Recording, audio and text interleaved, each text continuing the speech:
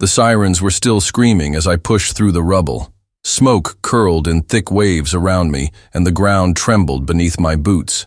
The evacuation order had gone out minutes ago, but I hadn't left. I couldn't. Not when I'd seen the transport crash. Not when I knew what was inside. 2 alien women, survivors, trapped. The ship had cracked open like a crushed egg, metal bent and sparking, wires dancing like live snakes. The smoke had a bitter taste, and every breath made my chest ache. But I kept going, because I'd seen them through the shattered hull, 2 figures slumped inside, tangled in wreckage. My radio buzzed. Unit 7, pull back immediately. You can't save both. Pick one, or none will make it. The words stabbed into me. Pick one? Like they were objects on a shelf. Their names weren't even in our system. Just numbers. Just files. But when I reached them, they were far more than numbers. One had skin like pale lavender moonlight, hair like starlight spun into silk. Her breathing was shallow, blood dripping down her shoulder in shimmering blue trails. The other had deep emerald skin, her eyes flickering gold as they struggled to stay open. She reached out to me, fingers trembling. Human. Her voice cracked. Please, not just me. Save her too. Her voice was soft, filled with pain, but not for herself. For the other woman, that decided everything. I grabbed the bar, pinning the lavender-skinned one's leg, and heaved. Metal screeched. Her eyes fluttered. Open, locking with mine, so afraid, yet so full of life. Her lips parted like she wanted to speak, but no sound came out. I'm not leaving either of you behind, I said. They were heavy. The smoke was rising. The wreckage shifted, threatening to collapse further. Every muscle in my body screamed as I pulled one over my shoulder, then lifted the other into my arms. Unit 7, respond. Are you insane? Yeah, maybe I was. But I kept moving. I staggered through the chaos, shielding them from the burning metal and falling ash. One of them whispered something, soft, melodic. I didn't know the words, but I felt them. A blessing, maybe. A prayer. By the time I made it to the safe zone, I collapsed. The medics rushed over, pulling the women from my arms. One of them, green-skinned, refused to let go. She clung to me like I was the last star in her sky. He saved us both, she murmured. He chose not to choose. The doctors stared. The command staff was furious. But I didn't care. I had made my decision. Not to abandon. Not to play God, but to defy the idea that only one life was worth saving. That night, as I lay in the field hospital, I heard soft footsteps. 2 figures slipped inside. The green-skinned woman kneeled beside my bed, her eyes shimmering with tears. The lavender one stood at my other side, her fingers brushing mine gently. You gave us a second life, she whispered. And now, the other added, we give ours to you. The next morning, sunlight filtered through the tent's thin fabric, casting golden shapes across the floor. I blinked awake slowly, unsure if it had all been a dream. But then I heard a soft hum. It wasn't a machine or a medic. It was her. The green-skinned one sat cross-legged by my bed, humming a gentle tune that vibrated in the air like warm wind. Her eyes met mine, and she smiled, not wide, but soft and full of quiet emotion. You're awake, she said.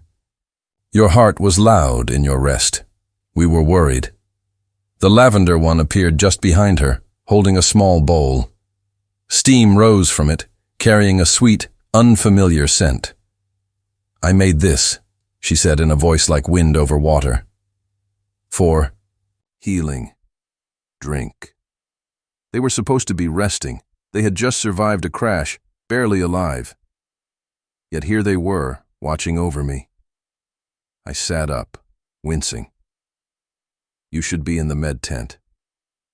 We are bonded now, said the green one. Our wounds cannot be worse than yours.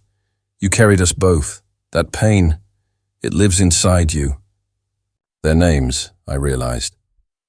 I still didn't know their names. I don't want to call you numbers, I said. Tell me who you are.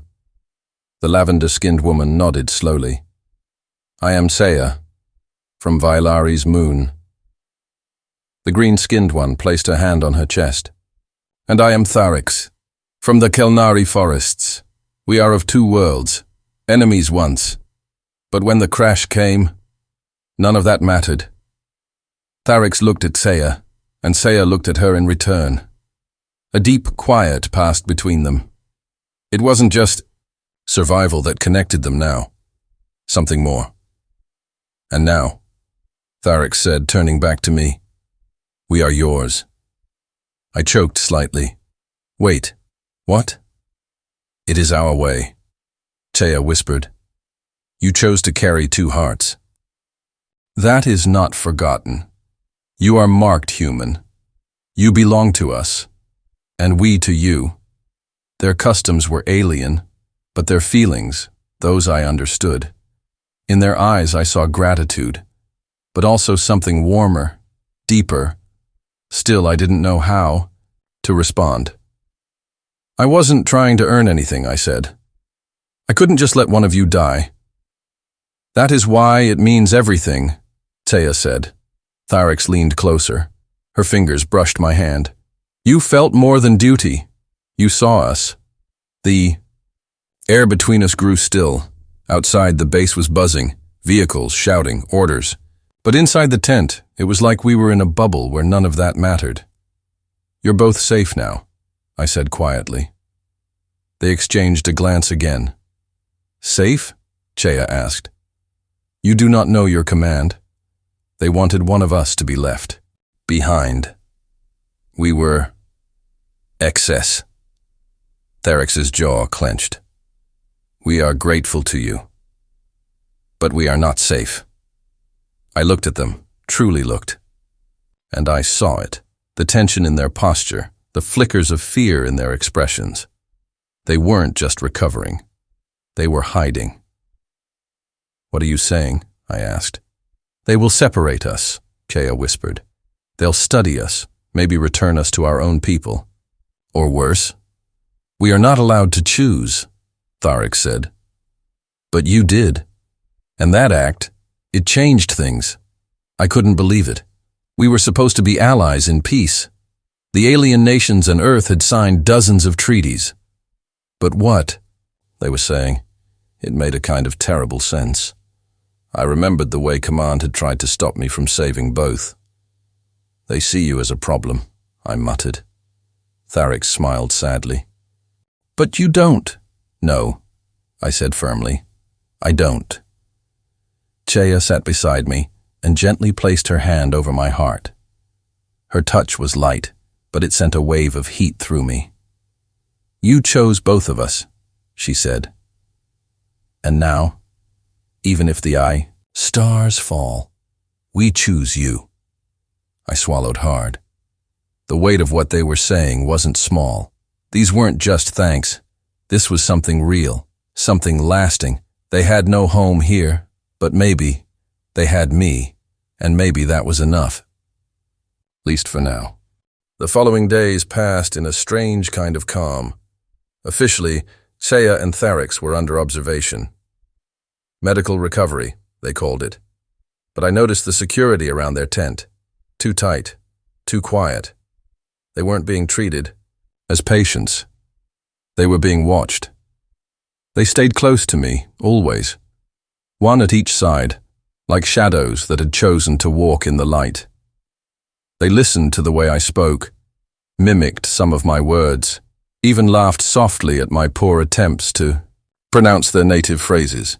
Saya's laugh was like chimes on wind. Tharix's was deeper, like the rumble of a distant storm. Human language has so many ways to say one thing, Saya said one evening as we sat near the edge of the compound, watching the orange glow of Earth's sunset. But none for what we feel. I think the word is bond, I offered. Tharix looked thoughtful. No, it's more than bond. It is fusion. We cannot be apart from you now. Something in us changed. She took my hand and placed it over her chest. Her heartbeat was strong. Saya did the same. Their warmth circled me like I was wrapped in soft fire. Every day we breathe because of you, Saya whispered.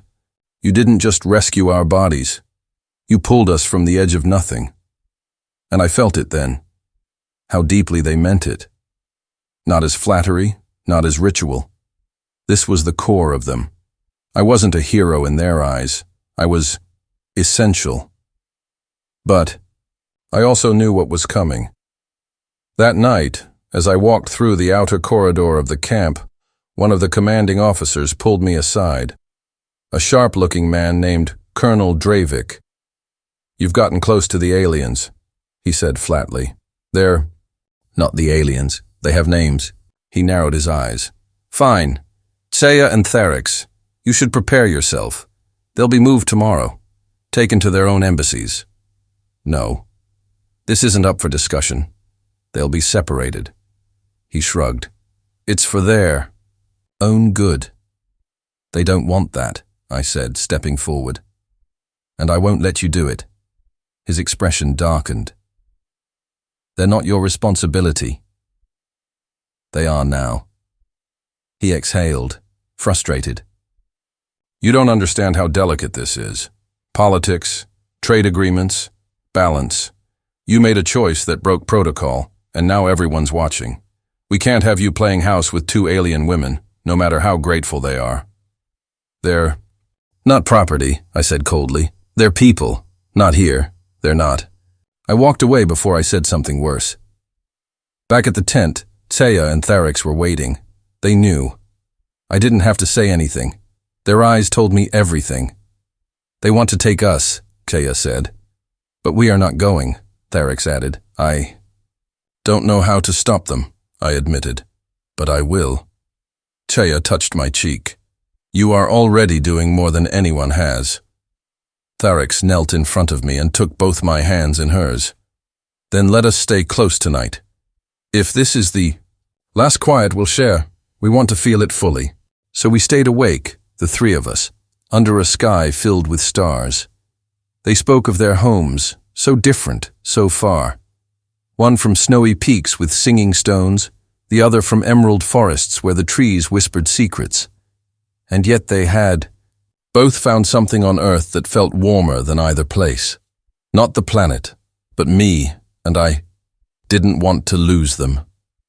As Saya rested her head against my shoulder and Tharix's arm wrapped around my waist, I knew one thing without doubt. If they came to take them tomorrow, they'd have to go through me. Morning arrived like a threat. The sky was too clear. The air was too still. Even the birds avoided the compound. I felt it the moment I stepped outside, the calm before something cruel. They came just after sunrise. 4 armored vehicles. 10 soldiers. 2 scientists I didn't recognize. And Colonel Dravik, walking in front like a judge ready to pass sentence. Sia and Tharix stood beside me, already alert. Sia's fingers laced into mine without a word. Tharix stepped slightly, ahead like she would shield me. Don't try to resist, Dravik said. This isn't personal. It's personal to them, I shot back. Saya spoke softly, but her voice trembled with fear. If they take us, we may never see each other. Again, I won't let them, I whispered. Dravik signaled. 2 soldiers moved forward. Separate them, carefully. They reached for Saya first. I stepped in front of her. One soldier placed a hand on my chest. Step aside. No. We have orders. I said no. He reached again. This time, Tharix reacted. Her hand moved like lightning, grabbing his wrist and twisting just enough to make him fall back with a cry. The others raised their weapons. Don't, I shouted. You aim those at her and I swear. Stand down, Dravik barked, glaring at me. You're risking court-martial. You're risking everything. Then let me risk it. The silence after my words was deafening. I carried them through the fire. I continued. I gave them shelter, comfort, food. I watched over them when no one else would. You think I did that just to hand them over to strangers who will poke and test and divide them? They're not yours. They chose me, I said. And I chose them. Chea's voice, delicate but full of steel, cut through the stillness. He is our bondmate. By our law, by our hearts, we are one. Tharix nodded. If you take us away, you break more than a treaty. You break something sacred.